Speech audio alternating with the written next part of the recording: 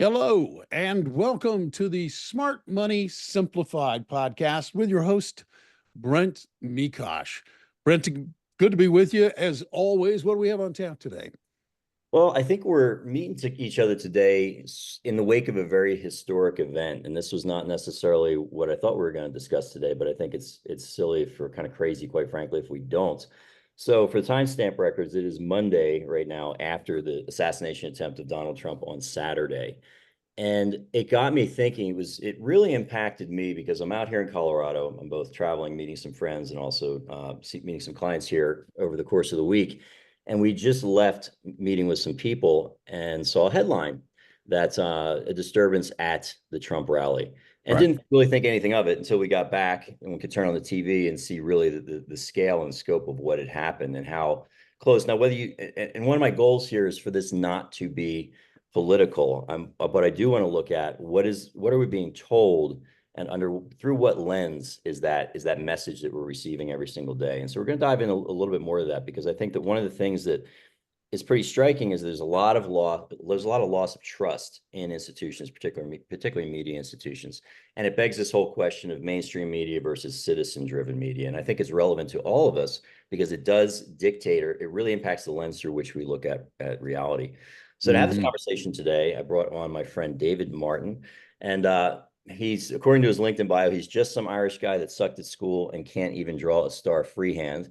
That's not really accurate. He built a company called he built a company called Fantasy that has done industrial design, user interface, among other things, for some of the largest, most powerful brands, both in media and entertainment, and also in the industrial space, companies like Tesla, where his company's worked very deep in with those companies. He has a lot to say about interaction, how we interact with things, because it's really what his company does.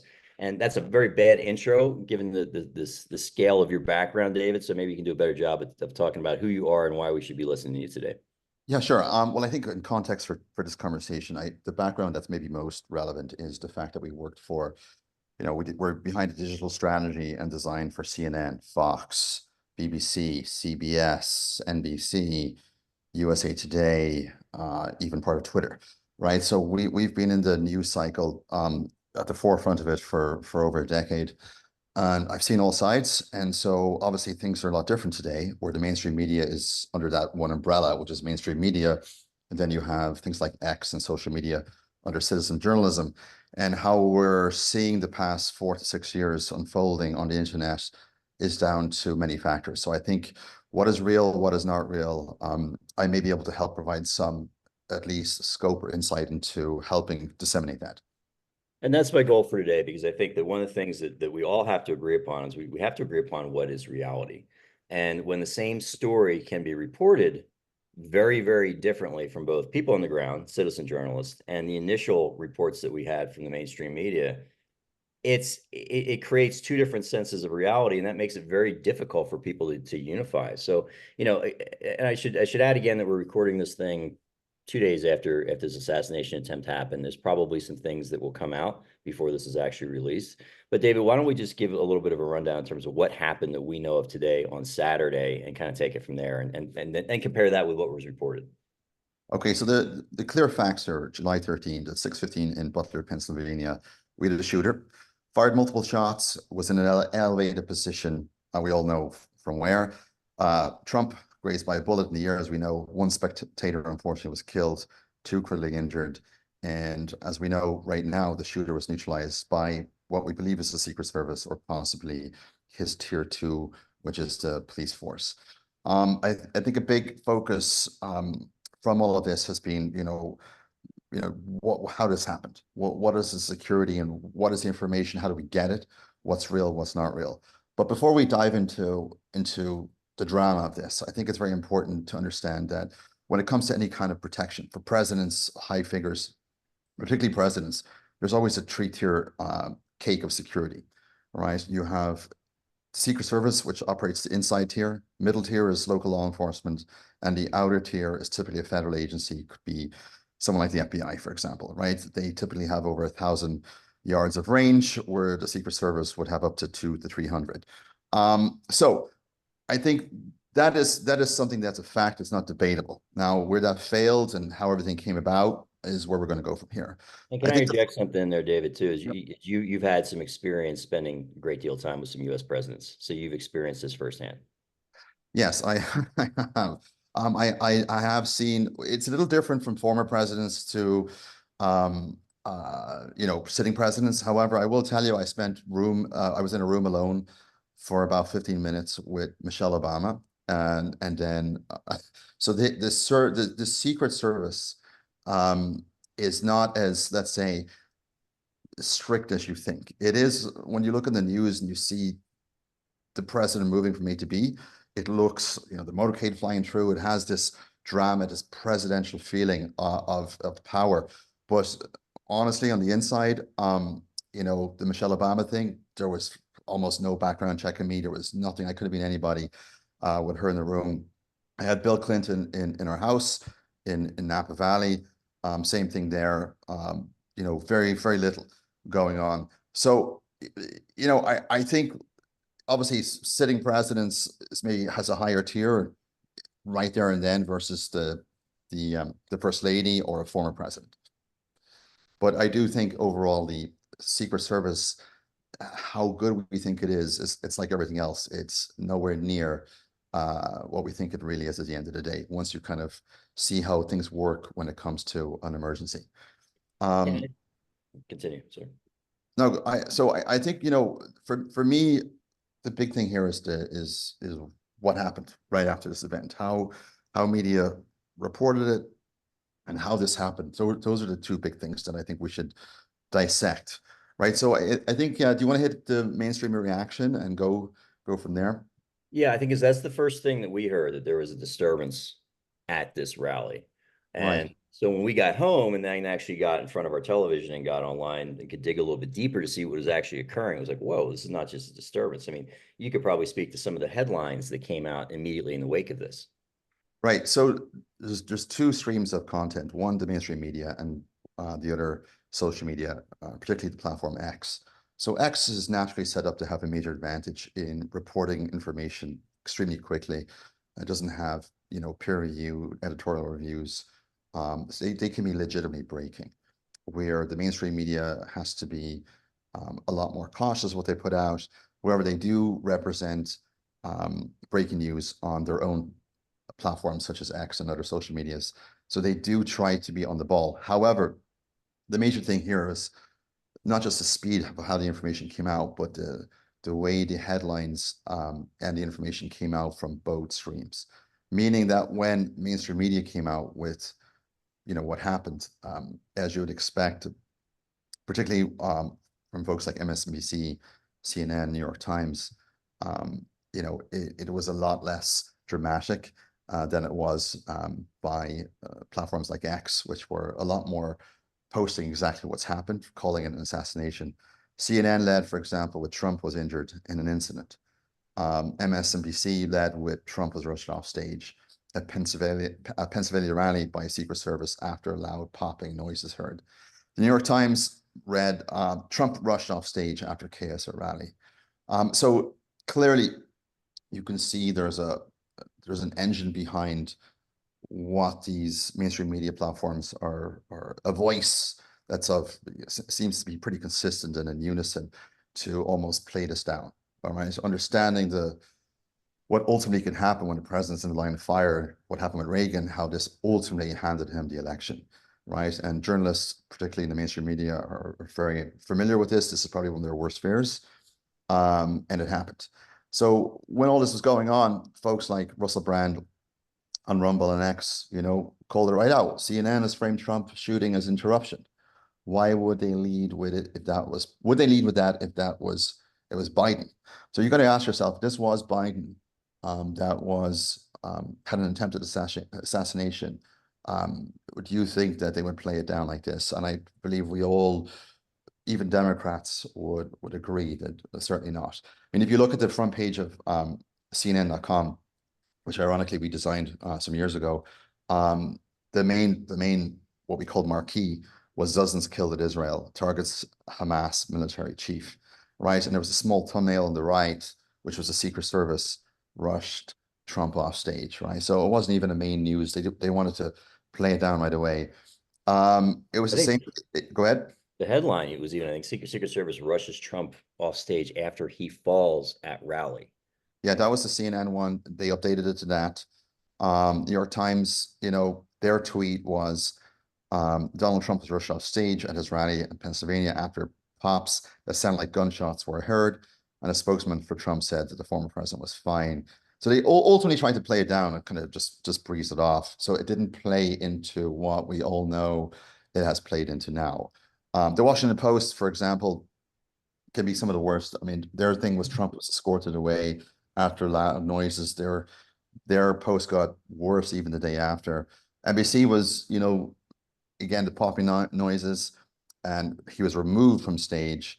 It wasn't so much, anything to do with an attempted assassination, right? So if you look at the difference between, for example, what the New York Post put up there, and CNN put up there, and we've got screenshots of that, you can really see what the truth versus what's clearly a unified voice by the mainstream media. Now, I'm not saying here it's good or bad, right? But you can clearly see that the incident that happened, if this was, let's say, for example, a plane crash, right? All the media typically would have a pretty unison voice that would match the events that happened. Now, when it's political, and this was a pretty significant event, let's say the plane crash in politics, the voice behind mainstream media is one in unison, but doesn't seem to reflect the reality and the drama of the situation. So it's very clear that there seems to be a agenda, whether good or bad, to somehow go off kilter, off track with what should be expected from non-biased reporting, whether it's politics or a plane crash. Right. Yeah. And why do you think that is? And a question I would have is, as a person that's consuming media and not involved necessarily, aside from the podcast anyway, of creating any content, how is that message so unified right off the bat? I mean, is it basic? Are you getting one source up here? Hey, here's the message that we're going to disseminate. Boom, now it flows down to these other channels. Or is the ideology or maybe the belief system of the people that tend to be involved in those news organizations so unified that they default to the same place? So is it kind of accidental that this is it? This is what we have happening, or is it intentional? It's neither intentional or accidental. It's just nature. So, for example, if you look at construction jobs, the majority of people that work in construction would typically be considered more right-leaning in politics, right? Just it's not their fault; it's natural. There's certain circumstances that make that just work the way it is. If you look at the role of journalism, it typically comes from folks that are typically more educated and have more of a liberal bias. So it's been known for decades, right, that journalism typically leans quite left. And there's an oath, of course, journalists take, as doctors do, to try to be as non-biased as possible. But with the technology from the newspaper all the way to the internet, folks have to be far more competitive. They have to be almost far more dramatic and playing for views. So typical the oath of journalism definitely would have been impacted over the past decades, where before we were relying on newspapers, there was editorial reviews, and there was also a strict oath, a strict policy within those papers, even tabloids to some extent. But as times progressed, people have gone outside that fray and that oath, and now we're dealing with ultimately competition for views, just like Instagram models or citizen journalism sometimes would react very quickly to get breaking news just to get those hits and get their brand established. So journalists naturally lean left, and they predominantly occupy the majority of mainstream media. And naturally, if you could read the minds of every journalist, I guarantee you that who they would vote for would definitely be typically a left-leaning candidate. And what you see controlled by the majority of media is typically a unison voice, because it's just natural within their demographic. And I experienced that from working with all the different media companies over the years. They're a very left-leaning group. Now, again, not saying that's good or bad. I'm not taking sides, but it's not rocket science to figure this out. Now, compare and contrast that with what you have happening in, and I don't even want to say social media at large, because I do think that there's a very big difference between YouTube and Rumble, for example. There's a difference between what's going to come on your Facebook feed and what X is putting out there right now. You've got some experience with X, formerly Twitter, particularly since Musk has gotten involved now and purchased the company. What have been the changes that you have seen come through on a platform like X versus the other social media platforms, which in the past at least had some sort of they had a unified belief system in terms of how their algorithms are going to run, to how they were going to present news to their content consumers? I mean, what are your thoughts on that? So basically, when Musk came in, what changed ultimately from social media platforms, particularly X?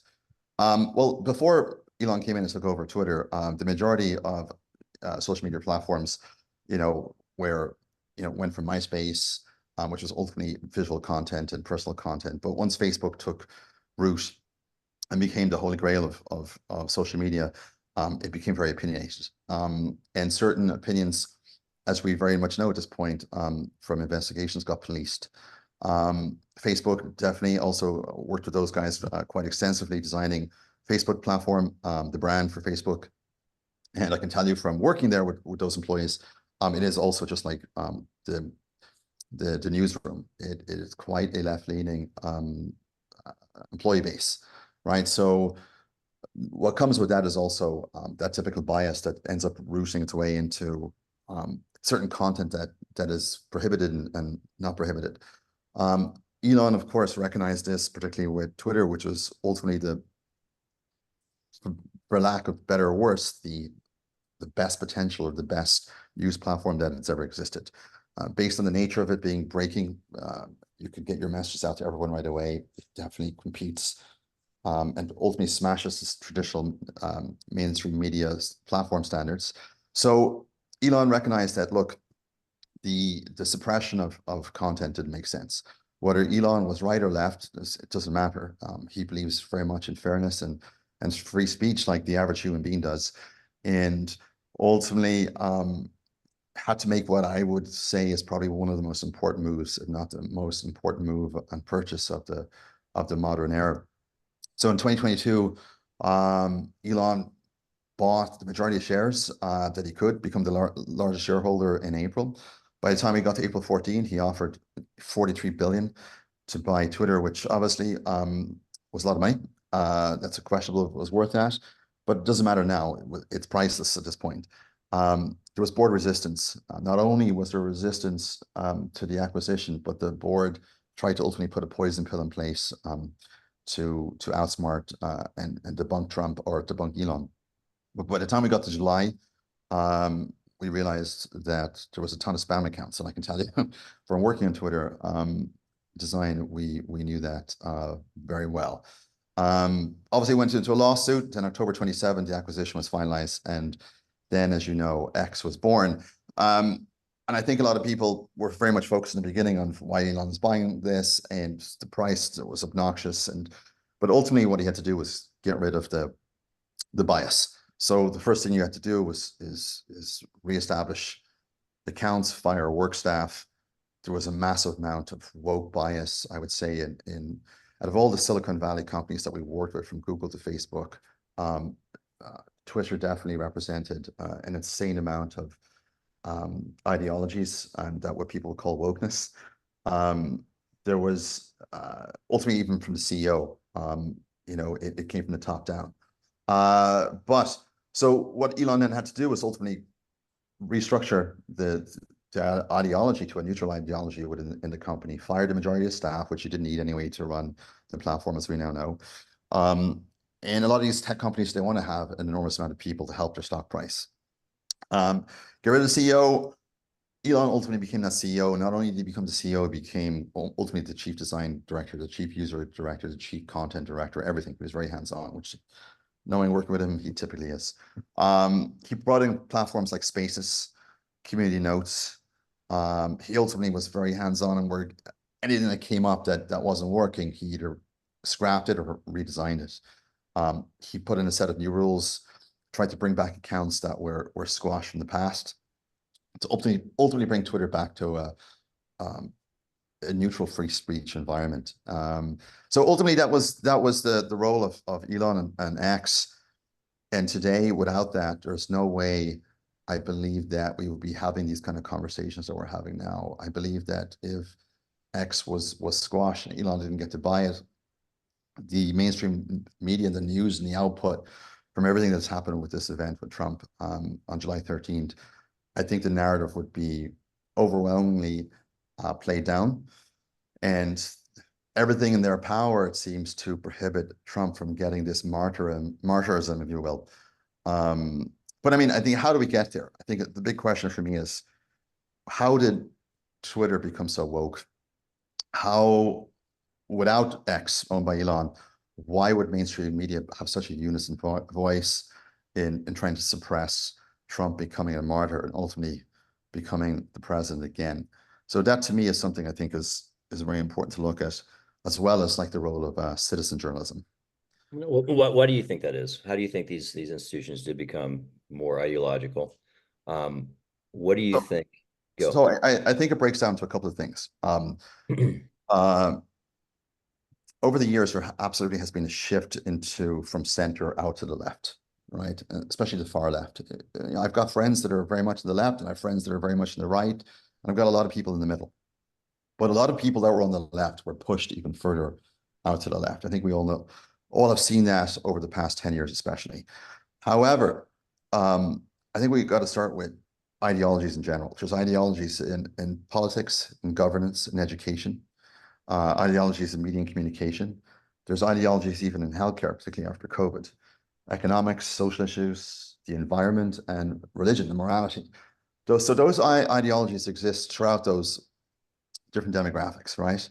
But typically when something becomes pretty fringe, if you kind of boil down where these kind of fringe ideologies comes from, it typically is from people that typically you see that are isolated, right? There's personal grievances, there's feelings of disenfranchisement, injustice, frustration with the status quo.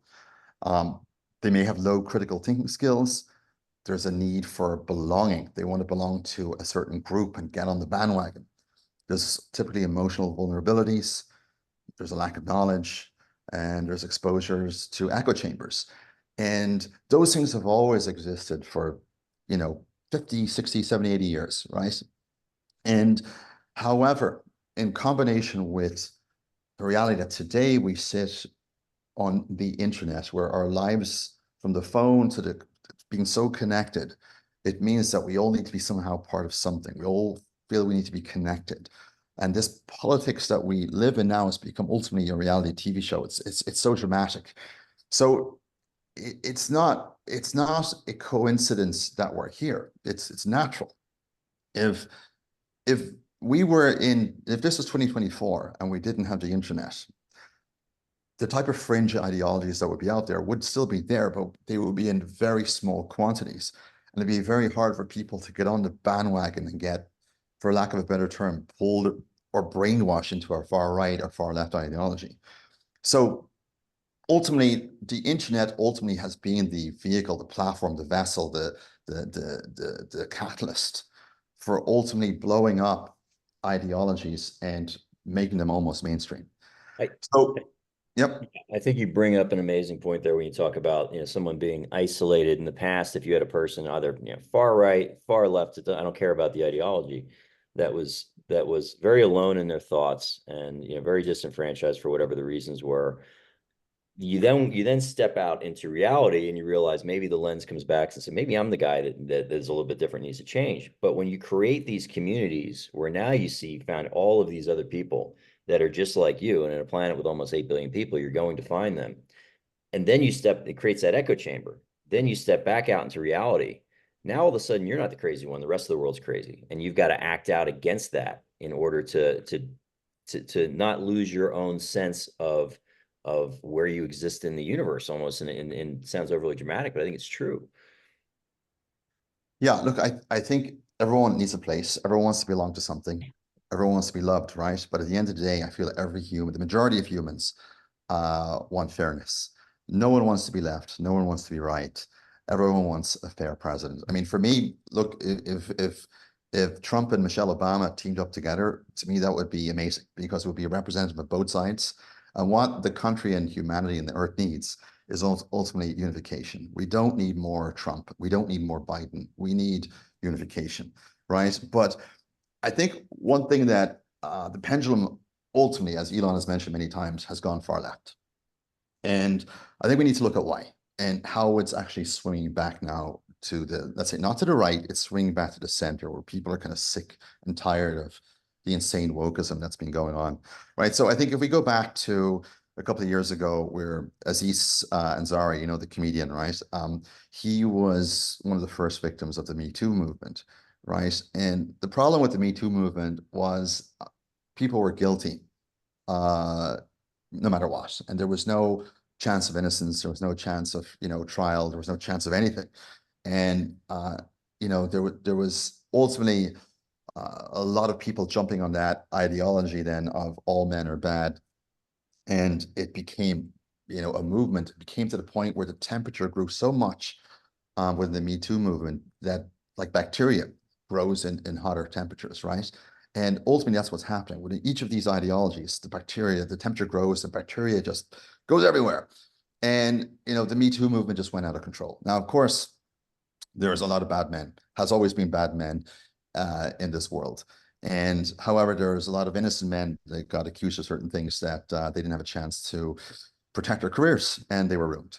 The other thing that happened back then was Elon and his innovation was getting opposition from environmental projects that seem to be pretty radical, from birds to seals, trying to prevent the innovation of SpaceX. And it seemed to be just extreme dramatic opposition just because Elon had maybe not a left ideology. And these folks jumped on that bandwagon to do everything they could to stop him. People got tired of that. Then came the gender identity movement, right, which was a conflict with the left stance in gender identity versus, you know, biological perspectives, right? And again, that temperature was high and that bacteria can grow. And there was an enormous push of, well, what is a male? What is a female? What's a man? What woman? And I think the average person like myself in the center is like, wait a second, this is getting a little bit too out there, right? So it kind of pushes you again from the left back to the center. I think when folks like Jared Kushner was on Lex Friedman, it made a big difference to certain people trying to listen to what the Trump cabinet was really about. I think when it came to DEI, diversity, equity, inclusion, and the whole defund police movement, again, the question mark went up, well, wait a second. We don't want people being pushed into certain healthcare roles, doctor roles, pilot roles, just because of the color of their skin. And of course, we wanted people that are marginalized to have every opportunity. I remember when we moved to New York City in 2005, we opened the office. I said, technically legally to the HR team, look, if a black person comes in for the role and they are as equally qualified as any white person, I want you to give the black person the role. And to me, that's technically illegal, I believe, back then in New York. But for me, I felt a lot of black people are marginalized. And I feel that when someone wants to go above and beyond, out of their way to, you know, and doesn't want that stereotype of their color of their skin to be in the way from a hire, you know, I wanted to give them every opportunity possible. But the requirement for me was they have at least to be at the same or similar level. It can't be to someone that just is nowhere near close to give them the job. That's a whole different story. So, but I think people are like, wait a second, DI is going way too far. The Afghanistan withdrawal is another thing. A lot of people are upset with that. The COVID-19 response, same thing. You know, it seemed to go, again, an ideology that became political. The identity politics became another thing. The overemphasis on race, gender, and sexual orientation seems to go, again, way too far left. And then you got even into things like body positivity movement, right? So when you think about the body positivity movement, I think this is the one for me that's like, wait a second, guys. You know, if you have a culture now that wants to put on the front of magazines or the front of commercials, you know, people that are typically obese and overweight, I understand that we want to give people a chance and we don't want to make it look like, oh, you've all got to be a supermodel, right? Which is equally toxic, right? we have to stand back and go, wait, we're going way too far right or far left here. And for me, obviously, health is the number one thing. We don't want an image out there of anorexic supermodels, but we don't want images out there of obese people to say, hey, this is okay, right? So again, if you were against, the plus size movement of women on magazines and whatever, you were considered, a bigot. And then the last thing is now what I see is we're into the whole cognitive decline movement of Biden, right? Where that has been somewhat the final straw of people now wanting to have a voice and come out to say, listen, enough is enough. But today, people definitely wouldn't come out and say that in public, but they'll say it at the ballot box. And I think that definitely this election before the assassination, we probably would have seen definitely a strong vote for the Republican candidate Trump versus Biden. Even if Biden was replaced, I still think it would be a more of an overwhelming support than expected for Trump, based on the things I just mentioned, where the center don't want to get involved, but they really feel it's gone very much way too left. So, ultimately, it's where we are now. And then this assassination has ultimately brought us to a point where, okay, it seems to be a walk-in now, a shoe-in for Trump. But I think ultimately, and I really hope that this incident with Trump has made him come down to the ground. And I think one thing that we really also have to talk about is Trump. He brought this on himself in terms of, as all these things I just mentioned has brought us from the left to the right. In reality, Trump's personality brought a lot of people from the center out to the left. I mean, Trump himself, let's be honest, he talks in ways that are quite immature. He's very non-presidential. He can come across like a complete clown. His policies may be a lot more respected by the center, but him as a person is not somebody that typically you would want to be in a presidential role, particularly when he talks about certain things in a certain way. So look, there's by no means Trump is the perfect candidate, and Biden certainly not. We don't really have the perfect candidate, and that's a problem of politics. It's a problem where we are today in America. How the hell did we get to this point in 2024 where we ultimately have two total clowns running for the president? I mean, ultimately, if you had Trump's policies with some modifications, with a Michelle Obama presidential or Obama presidential aura, that's where we really need to be. And you could look at someone like Gavin Newsom, who can get up there and talk like a politician, be handsome and say the right things, but in reality, he seems very tied to certain agendas. And ultimately, that's game politics. And I think what's going to happen going forward is that people are getting so sick of the cancer within politics. And I think, platforms like X and others are going to start to cancel out mainstream media more and more. The government and MSM are not to be trusted. Clearly, that's the feeling by many. But where do we go from here? I don't know. But I think at this point, we're at the very bottom and we can only go up. Well, I think that you brought up, President Biden's cognitive current situation. And I'm admittedly a little bit too much of a political junkie. I probably spend far too much of my time diving into this stuff. And I think the answer is to get it from all channels, quite frankly, because you want to see how people are viewing this thing through different ends of the looking glass. But a person that I know really well that could care less about politics and is just living their life, the day after that debate came into me, it's a 54-year-old woman. She said, "Oh my gosh, did you watch the debate last night?" I said, "Yes, I did." And she goes, "What was wrong with Joe Biden?" And I said, "Well, what do you think?" She goes, "Well, he has dementia or Alzheimer's or whatever." I'm like, it's been, to anyone that's been paying attention, it's been apparent since before 2020 that he was at least on the decline. Now, maybe people were maybe shocked at the condition that he was in. This is not a new thing, and everybody knew that was happening. And you could flash back to within 2 weeks of that debate through MSNBC, through CNN, through a lot of different channels, these people from the administration and also other people within the media realm saying he's as sharp as he's ever been. This is the best Biden ever. Or this guy's got it all together. He's tackling these issues with all kinds of focus and insight.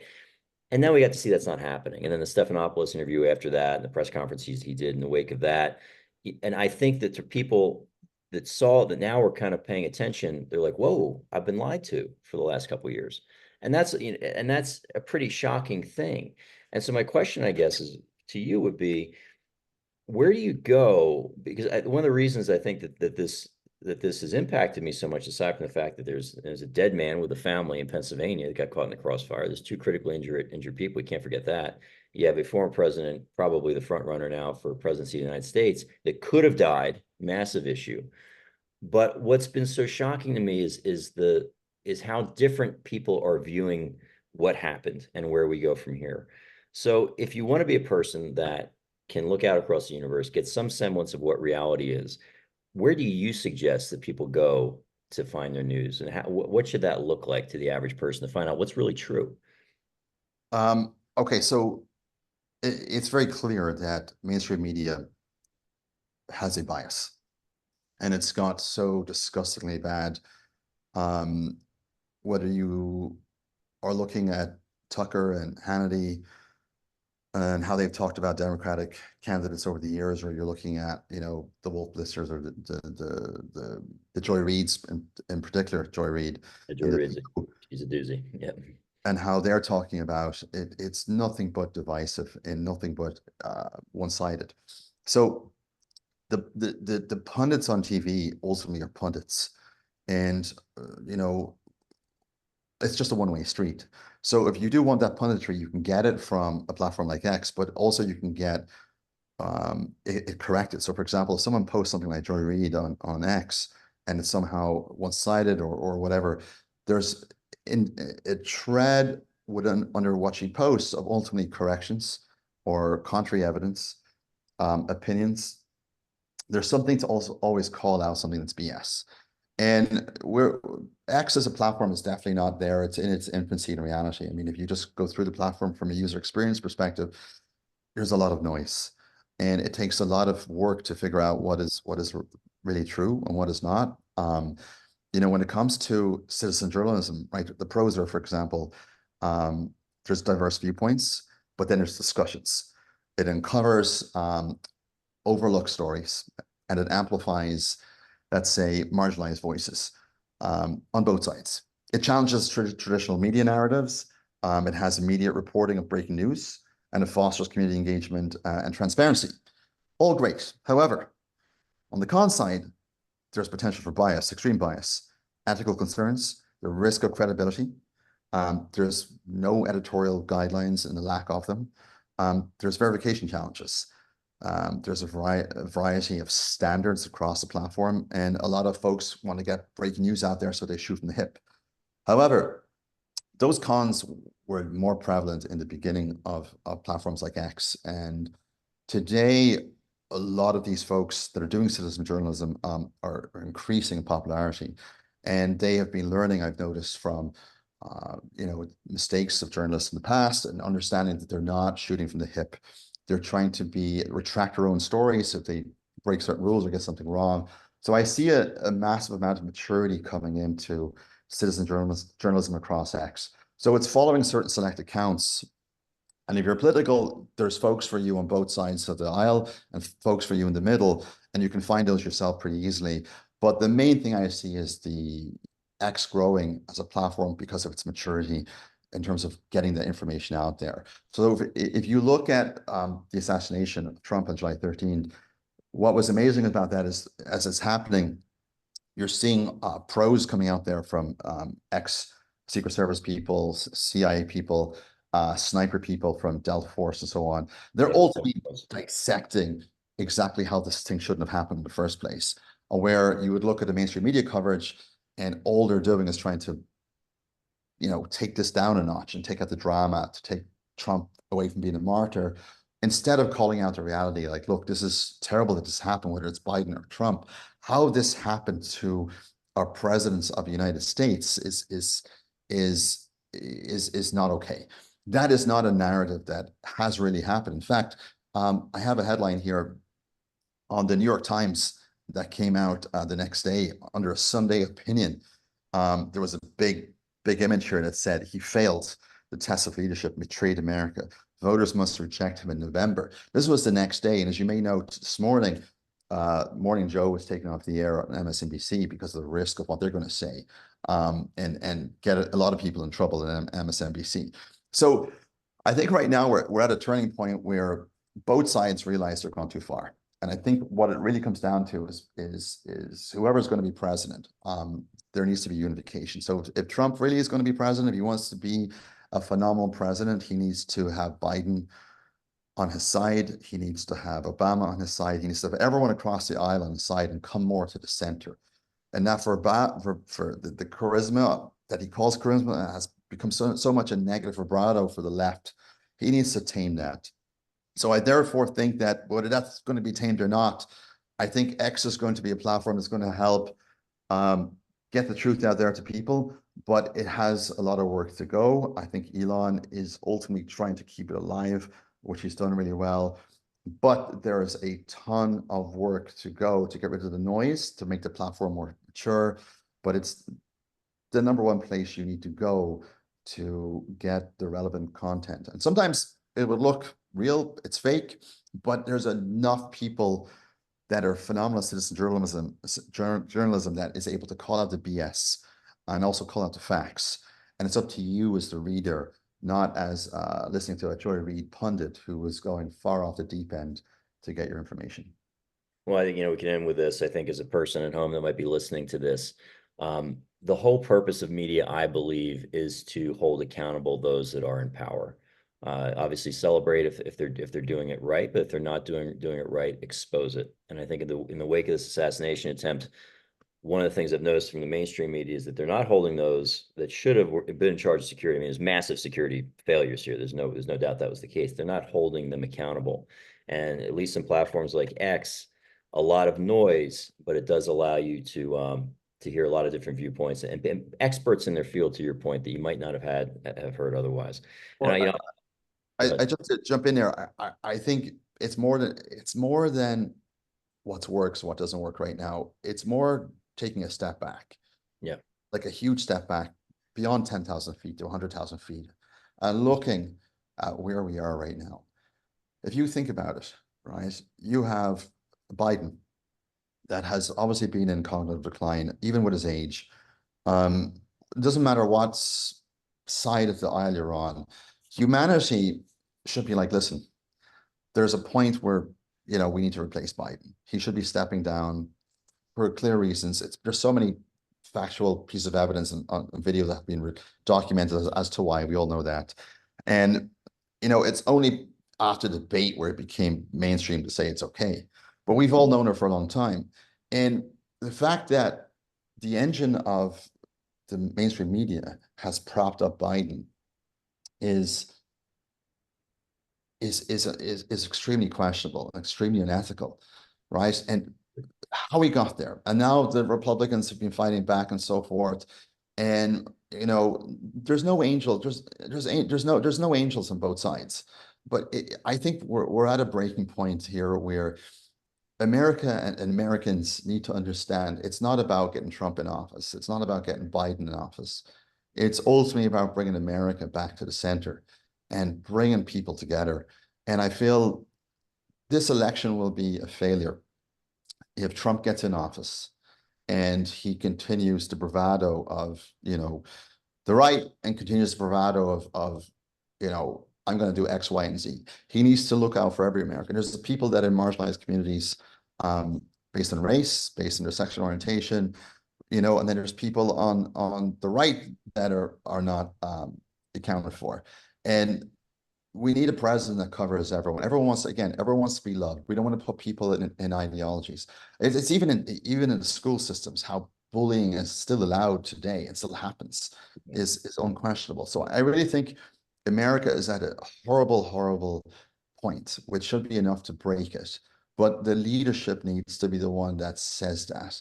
And I'm hoping that because Trump came within literally 0.5 millimeters of his life, that